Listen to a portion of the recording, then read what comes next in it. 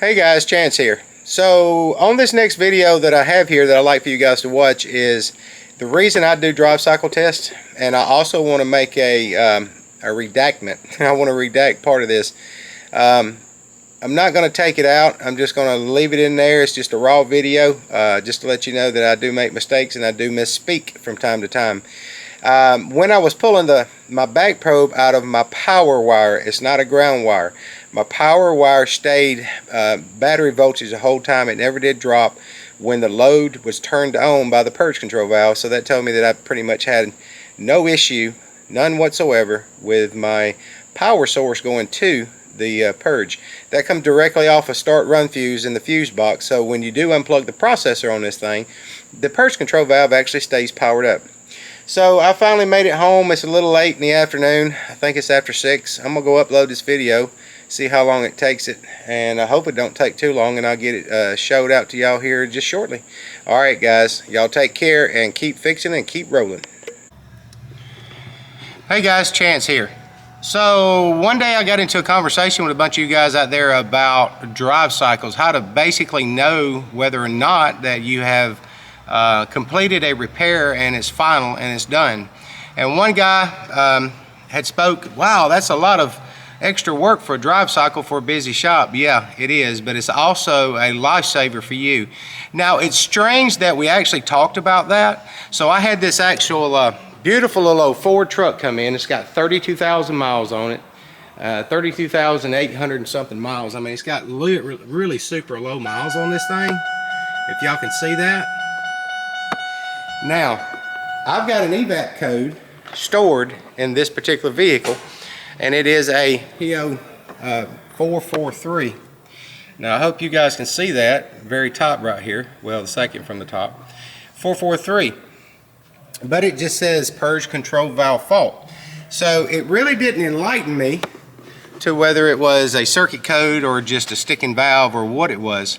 So as technicians, we start off with smoke testing, because 32,000 miles and it's a 2003, you're thinking, well, maybe rat problems, chewed in the hoses, got a small leak, those types of things. So anyway, we're going to fire up our smoke machine here.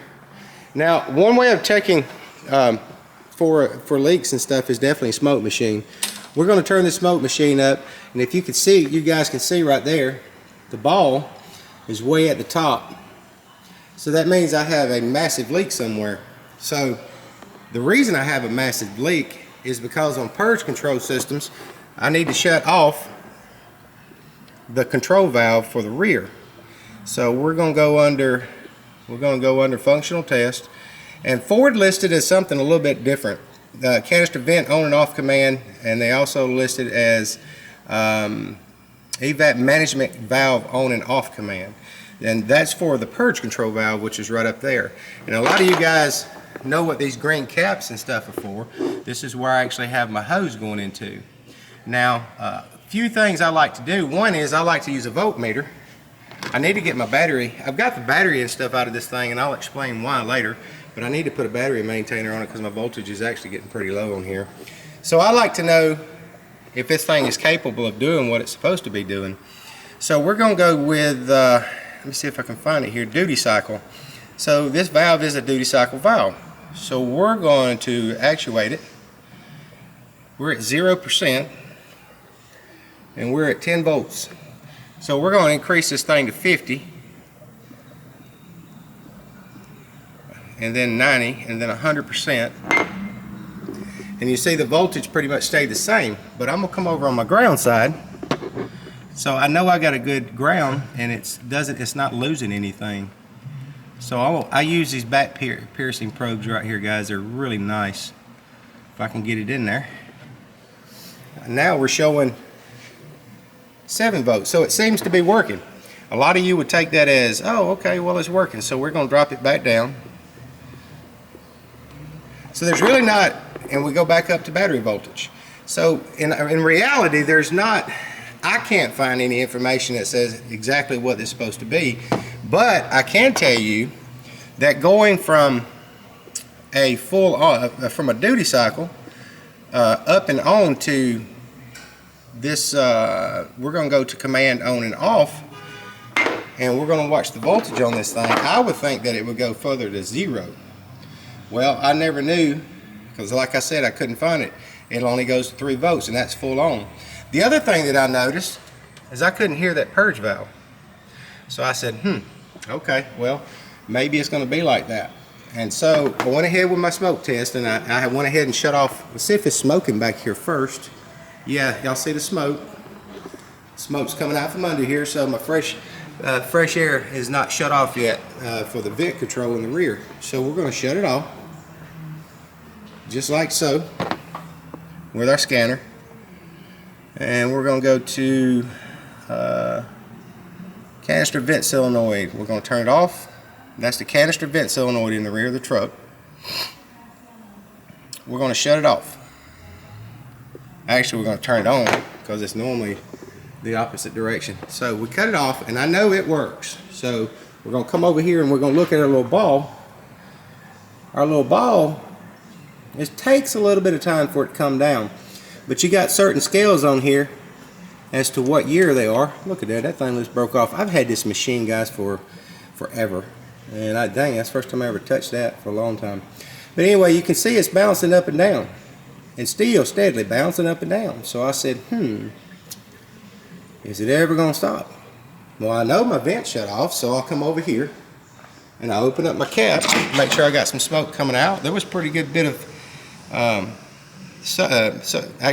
pressure on there. So we got smoke coming out. We're going to close it back off. We're going to watch the ball come down some more. And so I kept wondering, do I actually have a leak somewhere? I never did. I have already inspected under the truck and had it up in the air and everything. I was like, okay, well, something ain't cool. Then I got to looking. I had actually taken this hose off right here. This is to the intake side. So if you look right there, the vent control valve is actually leaking. Okay, so it appears that our valve is leaking, no doubt. Needs a valve. We can do that, right? We can install a valve. So what I'm saying is, once you install the valve, then what do? You go and park it. Service writer gets the ticket, write it up, call the customer, they come pick it up. Something was stuck in my gut there for some reason or another, why this thing only dropped down to 3.66 volts instead of almost 0 when that valve is actually turned on and off. So I got to wondering, okay, well, I just need to go do a drive cycle. I did.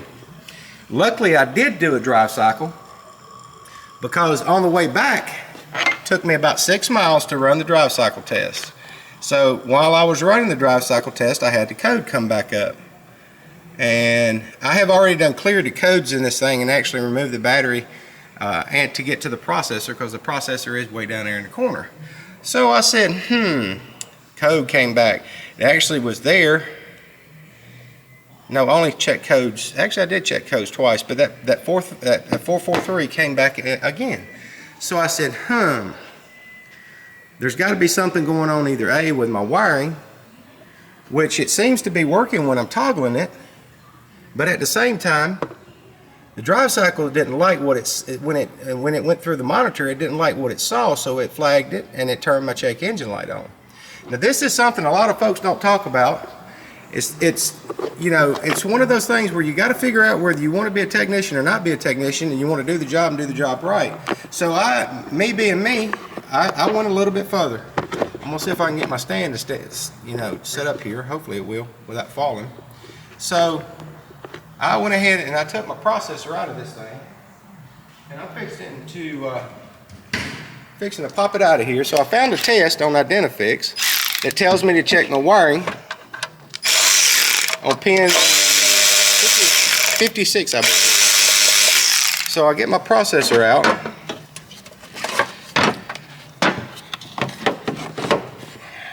I get my processor out of the way. I go looking for my pin 56. I'm gonna get some light over here for you guys. Alright, so I get my pin 56 and I go looking for it, and it's this wire right here. I believe it's the 3rd row down.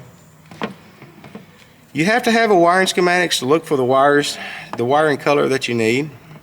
So I need 56, and this is 52, 53, 54, 55, or is it on the other side? I think it's actually right here. So we started over right here at 53, 54, 55, 56.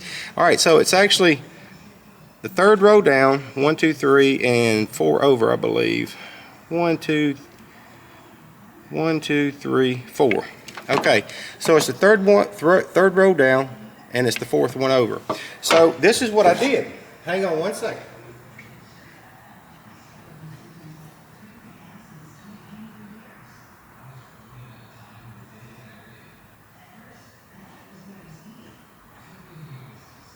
Sorry I had to step away, guys. It tells you in there in that test to unplug the processor.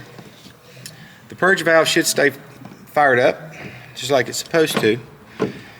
And come over here and get an amp meter, put it in line. Third one down, fourth one over. 1, 2, 3, 4. So that's my fourth one. And we're going to take our voltmeter and we're going to turn it into an amp meter real quick. And we're going to look at our amperage on this thing. So the amperage is supposed to be 0.340 to 0.3 to 0.40. We're going to change this over to amperage.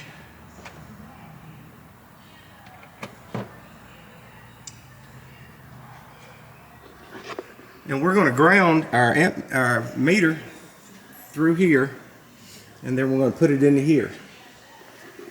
So you ground your meter. See, I got all this stuff unhooked. It's probably pretty tough to see, but I have my negative battery cable and my positive battery cable, and of course I got these jumper cables that's running from the battery that's actually down here. So you got to make room. You got to figure out, you know, an ingenious way, I guess, to get to what you got to get to.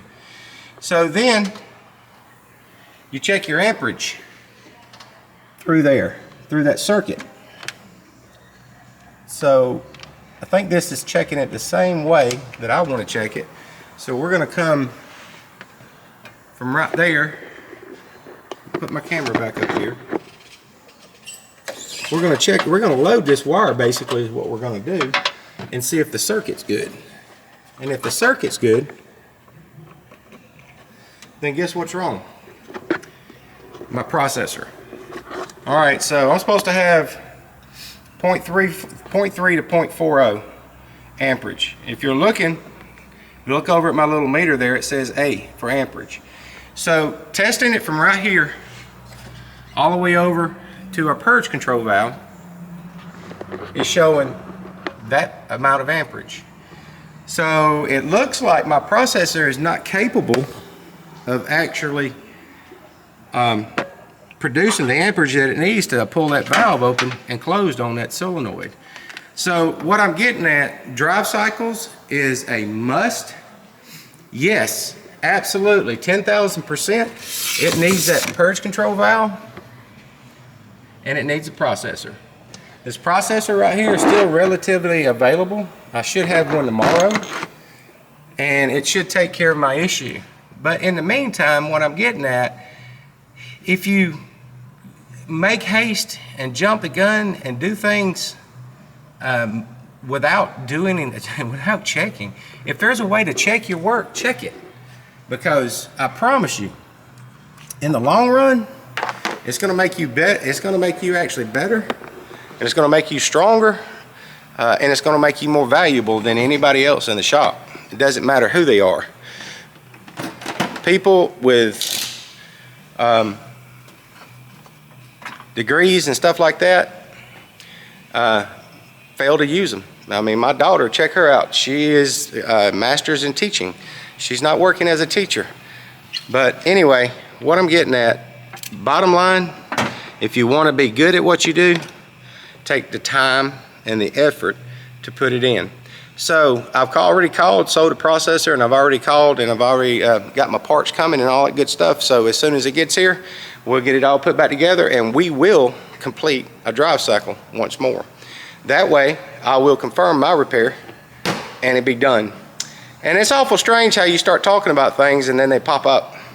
Well, just luckily I was smart enough to take mine on a drive cycle, And like I said, I had also posted in there, a lot of you guys said, well, that's just too much time. Y'all need to factor in some time for the perfect repair. And there's not always a perfect repair, and I'm not perfect by no means. I make mistakes every day. I just have to try to fix them, make them better, and learn not to do the same thing. So what I'm telling you is I'm practicing what I preach to you guys. All right, until then, we'll talk again. Take care.